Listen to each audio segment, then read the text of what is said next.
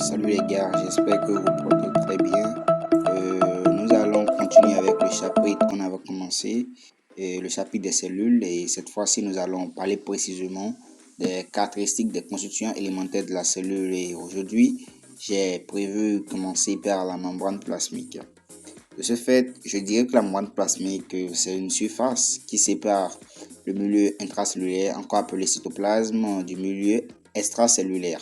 Et il faut noter que la membrane plasmique est encore appelée membrane cytoplasmique. La membrane plasmique est constituée de deux couches de phospholipides.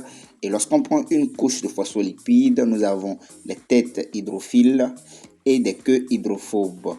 Quand on dit les têtes hydrophiles, c'est-à-dire que ce sont des parties qui peuvent être en contact avec l'eau et les queues hydrophobes ne sont pas en contact avec l'eau. Cela veut dire, vous pouvez remarquer lorsqu'on prend la surface, soit une membrane plasmique, parce que je viens de dire que c'est deux couches lipidiques de phospholipides, je dirais, que les têtes hydrophiles sont orientées au niveau des parties extracellulaires, des parties intracellulaires. Cela veut dire, lorsqu'on prend le compartiment extracellulaire, le compartiment intracellulaire sont des compartiments liquidiens, des compartiments hydrauliques. Voilà, c'est des compartiments où il y a de l'eau.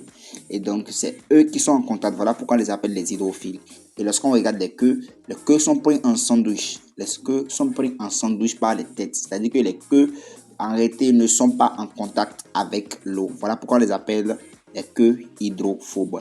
Mais il faut noter que lorsqu'on prend, comment on appelle, les deux couches de phospholipides, nous avons également d'autres lipides qui s'insèrent comme le cholestérol. Nous avons le cholestérol. Il faut noter qu'à la surface de la membrane, c'est-à-dire que sur les têtes hydrophiles où sont fixés des sucres, des protéines, et au niveau des protéines, là, il faut spécifier. Nous avons les protéines périphériques, les protéines transmembranaires, les protéines intégrées. Et lorsqu'on prend les protéines périphériques, nous avons les protéines périphériques internes, les protéines périphériques externes. Les protéines périphériques externes sont des protéines qui sont du côté du milieu extracellulaire, c'est-à-dire qui sont sur la membrane, mais ils font face au milieu extracellulaire, et les protéines internes, eux, qui sont dans le milieu intracellulaire. Les protéines transmembranaires, c'est des protéines qui sont du début de la couche à la fin de la couche, c'est-à-dire qu'on les voit à la fois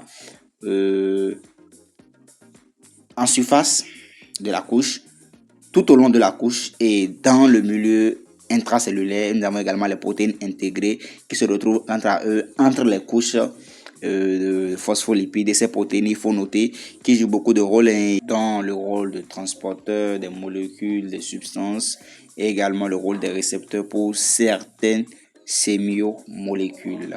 La bicouche de phospholipides, entre parenthèses, je dirais les membranes cytoplasmiques, sont fluides. Et leur fluidité dépend de la nature des phospholipides et de la température. Ça, il faut le noter, car la fluidité augmente avec le désordre. Voilà, nous sommes à la fin de cette vidéo. C'était le peu que je voulais partager avec vous sur les membranes cytoplasmiques. Et je vous prie de vous abonner. Ciao pour une prochaine vidéo.